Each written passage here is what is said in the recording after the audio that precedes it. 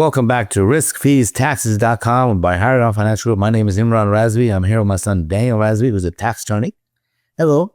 And we want to talk. We actually ran across, we did a dinner seminar recently, and we had this dentist that was there, and he was ticked after he talked to us. Not because what we said, well, it was kind of what we said, but because he didn't meet us sooner. So exactly, he had a dental practice, and he just had sold it 3 months prior. It was $3 million dental practice. And he ended up paying a lot of money in capital gains. How much do you think we pay capital gains? 10%, 15%? What is it? He ended up paying 32% in capital gains. Wow. How did that happen? Capital gains rate is in at 20%, right? Well, you got federal, then you got state and local. And you have the 3.8% net investment income tax. Right. So all that adds up to 32.5% in taxes that he paid. So out of that $3 million, he only got like $2 million. $1 million went to the taxes. But what could you do about it? There's several different strategies that you could do. One is you could sell it over time. Because if you're getting only, say, $100,000 a year or $200,000 a year, that's the only capital gain you're getting. And so it's going to be lower. That's one option. So a lot of people will sell it over time, but there's a risk with that. When you do that, you have to pretty much trust that the other person is going to keep paying you. They're not going to put the business out of business or die or something like that. But how do you get your money back then? So that's something to be concerned about. Then there's something else called a donor advised fund. Yes, your donor advised fund, you can donate money there, but then you got to give it to charity. So yeah, it may or may not, but you get a lot of big tax deduction. Now, if you're selling a dental practice, you may put part of the dental practice in a donor advised fund that would get a big tax deduction, and then you would donate that money over time. Then there's something else called a CRUT, Charitable Remainder Unit Trust, and you can put that in there. So that's what he was really interested in. So let's talk about that for a minute, Daniel.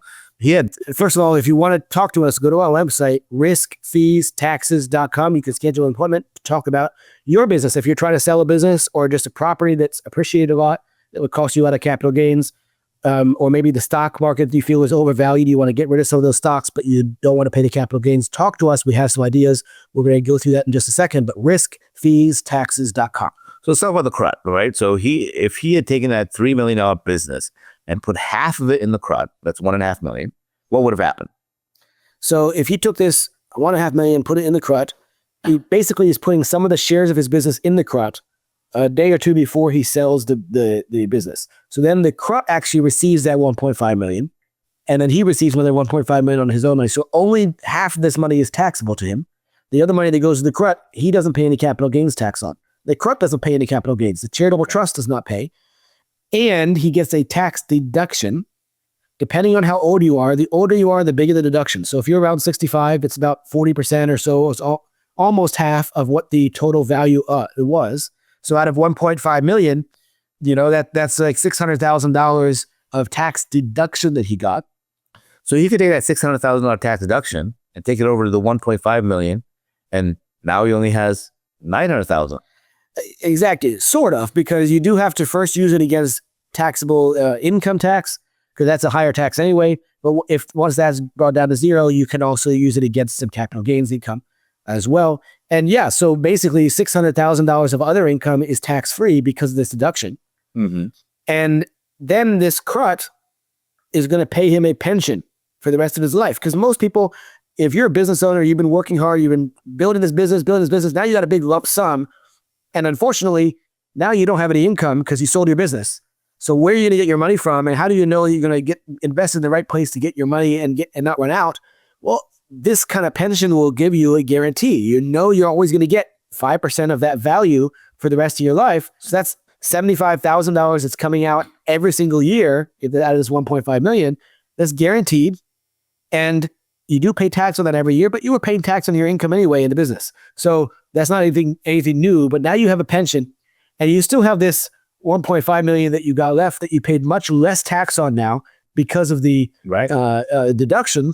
And then on the flip side, when you die eventually, then whatever's in that trust does have to go to charity. That's the downside if you're not very charitably minded. So it works best for people who already want to give some money to charity. And you know what? If don't really trust the charity, and the charity, 90% of it goes to overhead and stuff, you can create your own foundation. You've heard of the Trump Foundation, the Clinton Foundation, the Bill Gates Foundation.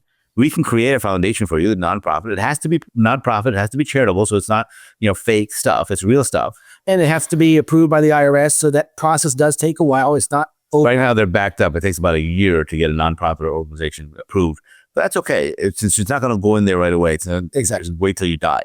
So we create that foundation. The foundation in your name, your family foundation, and your children or grandchildren can help actually give that money, buy food, give the food bank, do charitable things. And that gives them a better understanding of how to help people. And also they rub elbows with other people that are wealthy, that are charitable minded. It opens doors for them. There's a lot of benefits for your children and grandchildren by being part of the foundation. So if you have an interest, if you have a property or a business or some stock you're trying to sell and you don't want to pay capital gains, this is a great way to do that. You have us set up the Charitable Remainder Trust. You donate the property to the trust. You don't pay capital gains. It's deferred indefinitely. And you don't pay, or you get a big income tax that you can use against your other income. If it's too much to use this year, because you can only use about 30% of your income each year, you can save that tax deduction for the next 5 years even. So it carries over. So it doesn't have to all be used right away. It carries over, which is phenomenal. There's a lot of benefits, a lot of the different things that we can do to help you minimize your taxes. And that's a big deal, because if you're keeping more of the money instead of it going away, that's important. Now, one of the things we get asked a lot is, well, I haven't heard of this CRUT thing before. Is it provable? Is the IRS approve of it? Is it a new scam? All these scams on the internet now. The CRUT was designed 56 years ago. Okay, so it's been around for a long time. It's been used by wealthy families for a long time. And most times, the attorneys that set up CRUT charge a lot of money. I ran across an attorney that charges $45,000 to set up a CRUT. And he takes 1% fee of the assets, which is really, really high. We do that for a lot less. It doesn't have to be that expensive at all. And you don't have to have tens of millions or hundreds of millions of dollars to a CRUT. It could just be a small business. Instead of paying a whole bunch of capital gains tax, now you're saving and protecting a lot of your money, and your family gets better use of it. Exactly. And if you come across other people talking about charitable trusts, besides us, then first of all, it's not very common, but there are a few others that are talking about it. You do have to be careful if you have somebody else set up a charitable trust. When you're reporting the income from the trust, you have to pay tax on that income. And that's one thing the IRS has noticed and has posted some articles about. If anybody's telling you the income out of the pension out of it is tax-free, that is a very dangerous thing. That will collapse the trust and they'll revoke all those tax benefits.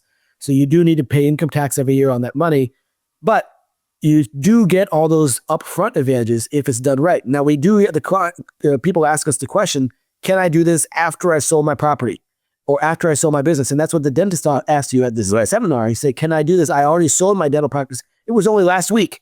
Well, too late. Now, you can always put money into a CRUT, but you don't avoid the capital gains by doing that if you've already sold the asset. Right. So the only way to really avoid the capital gains is to put it in the trust first before selling that asset. That's very, very important. So make sure you talk to us before you sell these assets and go to our website, riskfeestaxes.com. We'll be able to help you figure out the optimal way to save the most taxes. Sometimes it's a CRUT. Sometimes it's, it's something else.